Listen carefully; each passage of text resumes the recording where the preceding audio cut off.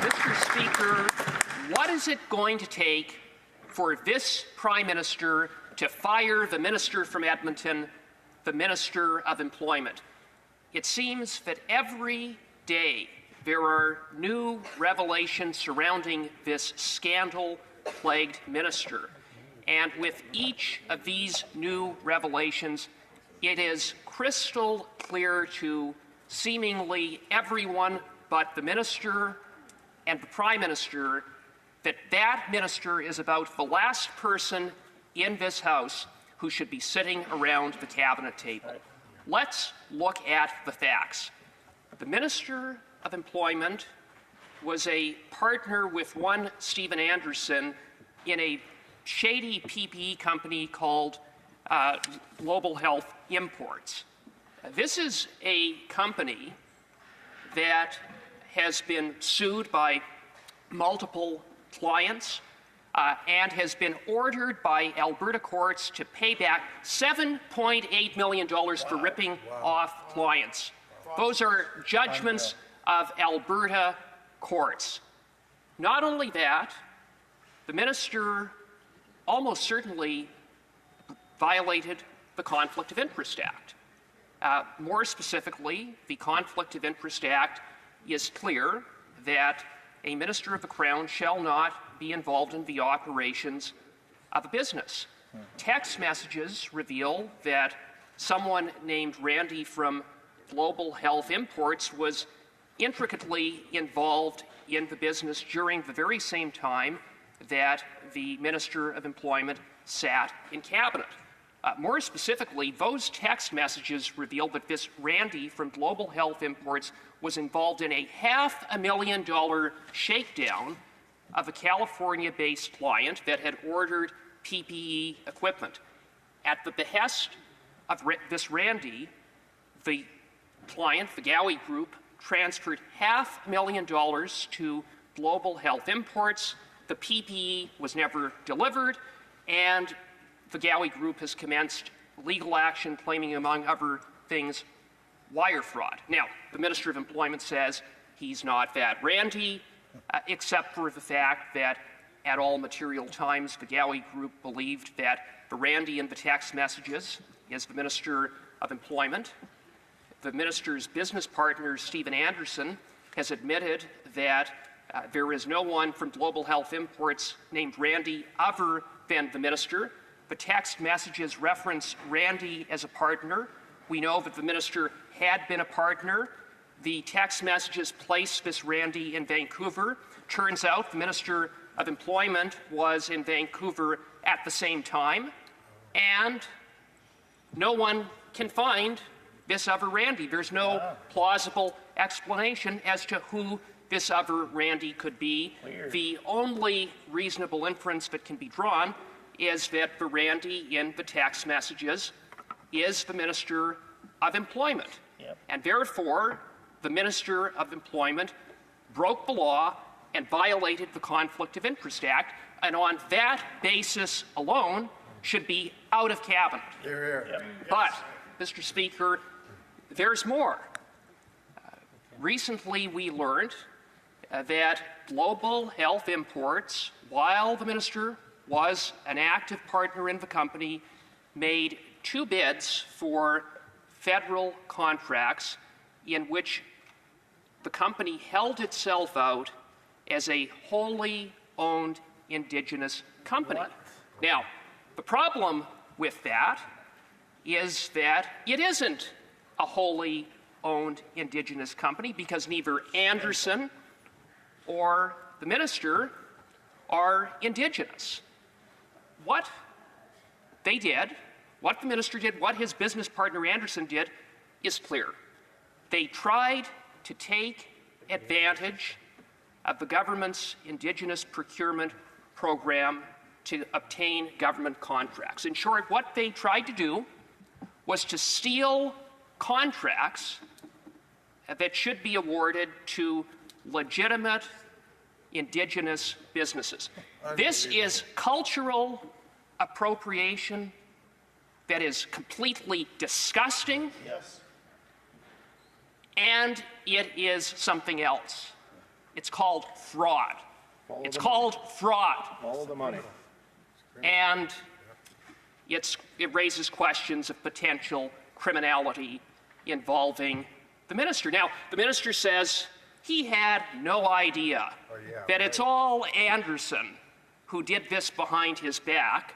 I wish to re-emphasize, Mr. Speaker, that the minister was a 50% shareholder, was one of two business partners, so for the minister to claim that he had no idea that they were trying to rig the system to steal government contracts isn't believable, but it is even less believable when in the face of what has come to light, which is that this minister has a long-standing track record of misrepresenting his indigenous status. Wow.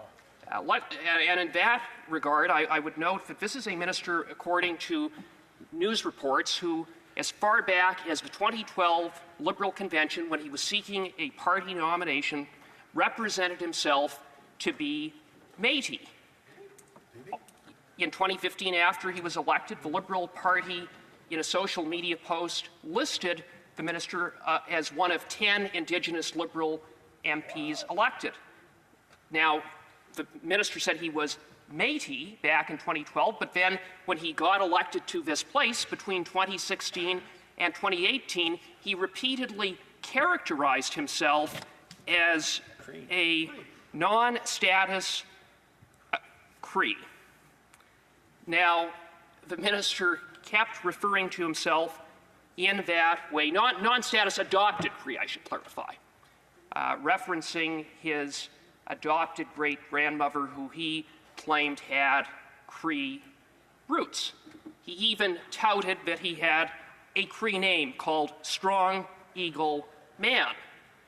Now, when confronted about his status and the fact that he was falsely representing this, the minister has seen fit to now change his story to say, oh, he's not a non-status adopted Cree, but in fact now he's alleging that his mother is Métis and his brother is Métis. The bottom line, Mr. Speaker, is that this is a minister who continually changes his story. He misrepresents who he is. He misrepresents who he is not. Mr. Speaker, the minister, he is a cultural appropriator. He has tried to appropriate and represent himself as being Indigenous for political gain as well as financial gain. Now, today, it's reported in the National Post, if that isn't enough, that the minister's company, Global Health Imports, while the minister was a partner, was sharing a P.O. box with none other than an individual involved in cocaine trafficking. Oh, my goodness. Someone who was busted by the Edmonton police in 2013 and busted again in the Dominican Republic, caught with 200 kilograms of cocaine. This is who the minister is associated with, the minister is doing business with, or at least connected to, in terms of sharing a post office box. It really begs the question, whose company are ministers in this government keeping? And so between the $7.8 million in judgments against his company, the fact that he violated the Conflict of Interest Act, the fact that he has misrepresented himself as Indigenous for political and financial gain, and his ties now to someone connected to cocaine, it begs the question again, what is it going to take for this Prime Minister to fire the Minister from Edmonton, the Minister of Employment? Now, we have before us a question of privilege to bring in Anderson, who defied a parliamentary committee when he refused to disclose who Randy is, and we know why, because it is the Minister of Employment. When he comes before this House at that bar, we need to ensure that the process is an orderly one. And so with that, I move an amendment, seconded by the member for Caribou Prince George, that is as follows. that the motion be amended by replacing paragraph F with the following. F. During Mr. Anderson's appearance at the bar for the purpose of responding to questions which shall be asked by members with questions and answers being addressed through the Speaker, 1. During the first round of questioning, 10 minutes shall be allocated to a member from each recognized party in the following order: the official opposition, the Bloc Québécois, the New Democratic Party, and the Government Party. 2. During the second round of questioning, there shall be 13 periods of 5 minutes, each for members from the recognized parties, who shall be recognized consistent with the proportions observed during oral questions, namely and in the following order: 5 members of the official opposition, 2 members of the Bloc Québécois, 2 members of the New Democratic Party, 1 member of the Government Party, and 3 members of the official opposition, provided that the same member may be recognized more than once. 3. During either round, members may be permitted to share their time with 1 or more members, so indicating to the Speaker. 4. Each of Mr. Anderson's answers shall approximately reflect the time taken by the question which preceded it. And 5.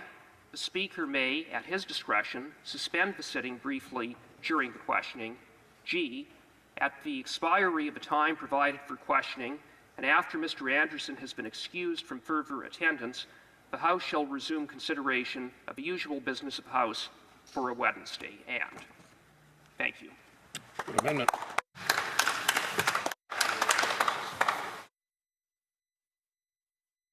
Comments. The honourable member from Barrie Innisfil. Thank you, Mr. Speaker, and I want to thank the honourable member from St. Albert, Edmonton, for his speech on this very important matter. The member, like myself, as chair of the Ethics Committee, has had a front row seat to what I would call a charade, a mockery, contempt of this institution. Mr. Anderson came to the committee. He wouldn't answer questions directly, and this is why we're in this situation. But I want to ask the member about the minister. We have seen text messages. We have seen WhatsApp messages. We know that the minister was a director in this company and that he received payments from this company. We also have seen lately a sworn affidavit that identifies the minister by his name. So my question to the honourable member is, who does he think Randy is? The honourable member from St. Albert, Edmonton. Thank you, Mr. Speaker, and I want to thank my colleague, the chair of the Ethics Committee, for that question. The answer to that question as to who is Randy is obvious. It is the minister, and he is quite right in his characterization of what has happened before the Ethics Committee being a charade, not just on the part of Mr. Anderson, but on the part of the minister, because this is a minister who first came to committee and said it couldn't be him, being Randy in the text messages, because he was in Vancouver at a cabinet meeting. And then text messages come out that show that Randy in the text messages was in Vancouver and the minister was in Vancouver. So he comes to committee and he suddenly admits, after claiming he had no association with Anderson other than that he was a partner, was that he had spoken to Anderson at the material time in question.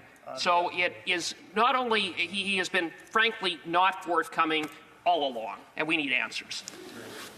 Question and commentaire. Questions and comments. Thank you, Mr. Speaker. Mr. Speaker, I wanted to ask the member, just based on the amendment that he's put forward, I do know that members are duly elected to this place. I do know that even though we recognize the parties who have more than 12 seats, so the officially recognized parties, there are members of the Green Party who contribute in this chamber who have been duly elected.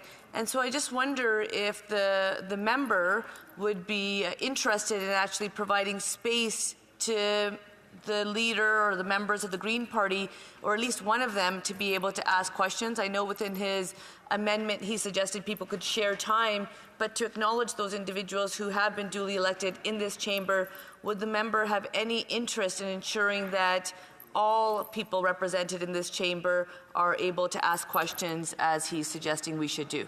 Thank you, Mr. Speaker. The honourable member from St. Albert, Edmonton. Mr. Speaker, I thought there is something of significance in obtaining official party status.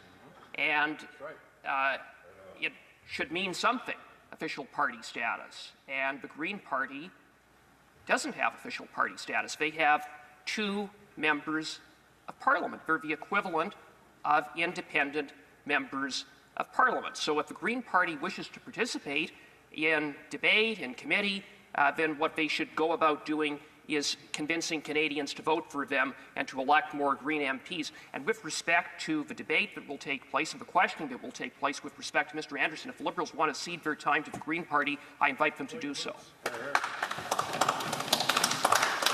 The honourable member from Vancouver Kingsway. Thank you, Mr. Speaker. Well, thank you, my honourable colleague, for his speech. And I very much join issue with him and share his deep concern about the need for absolute probity and respect for ethics in any cabinet, with this government and any other government. My question to him is, I find myself still confused. There was reference to Randy being involved in business decisions, and the defense has been thus far from the minister that it wasn't him, there was a different Randy. Has there been another Randy identified in any of the documents or before his work at committee that might plausibly, I guess, back up that contention by the minister? Is there another Randy in that company that this could be referred to or not? The honourable member from St. Albert, Edmonton. Thank you, Mr. Speaker. I want to thank the member for Vancouver Kingsway for that question, and the short answer is no. No other Randy has been identified. His business partner, Anderson, said that the only Randy at the company was the Minister of Employment, but then implausibly claimed that the Randy in the text messages wasn't the minister because of 9 autocorrects, which simply isn't credible.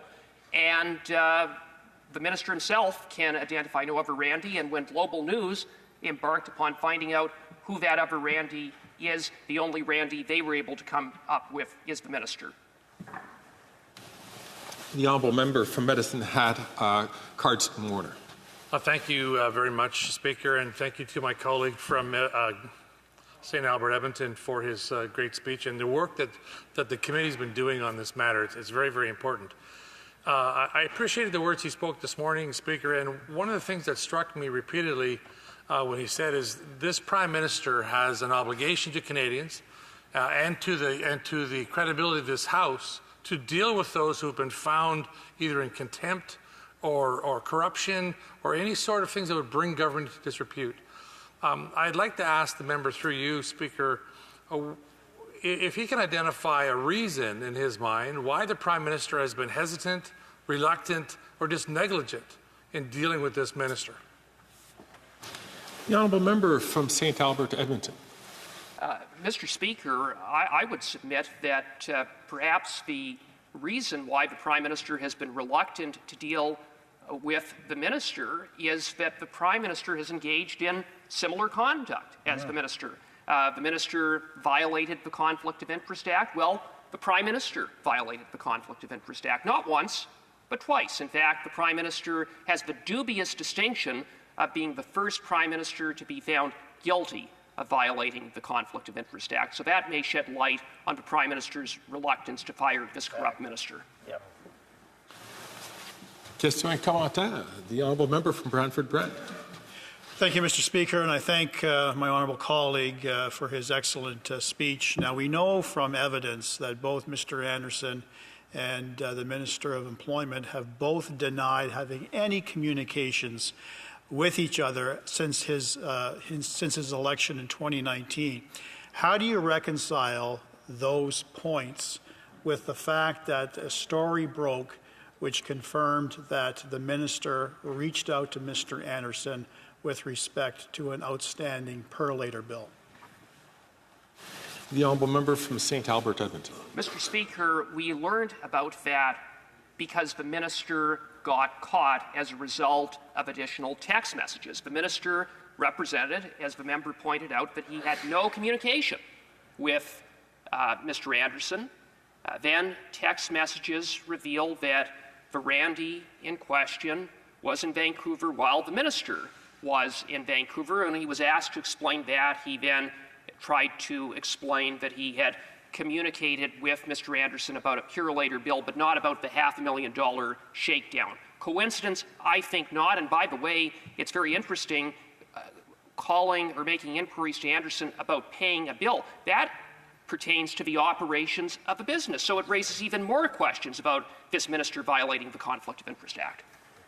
We have time for a brief question. The Honourable Parliamentary Secretary, the Leader of the House comments. Yes, Mr. Speaker, just to put things into a bit of a context here, ever since day one, even when the Prime Minister was leader of the third party, the Conservative Party has been focused on character assassination. Now, let's take a look, fast forward to what we have today. We have the Ethics Commissioner that has cleared the minister in question not once, not twice, but 3 occasions. Why should any Canadian actually believe the Conservative character assassination that we've witnessed over the last 10-plus years over what the Ethics Commissioner is saying? The Honourable Member from St. Albert, Edmonton also has time for a brief answer. Well, Mr. Speaker, it's simply not accurate to say that the Ethics Commissioner has cleared the minister whatsoever. In fact, what we have on the part of the minister is someone who has not been forthcoming with the Ethics Commissioner, just as he hasn't been forthcoming with committee. He was supposed to turn over his phone devices to the Ethics Commissioner. He didn't do that. He only turned over one phone. And then when he got caught, he turned over another phone. He doesn't appear to have advised the Ethics Commissioner that he had been in contact with Anderson at the time in question. So there's a lot of questions that haven't been answered, and we need to get to the bottom of this. Hear, hear.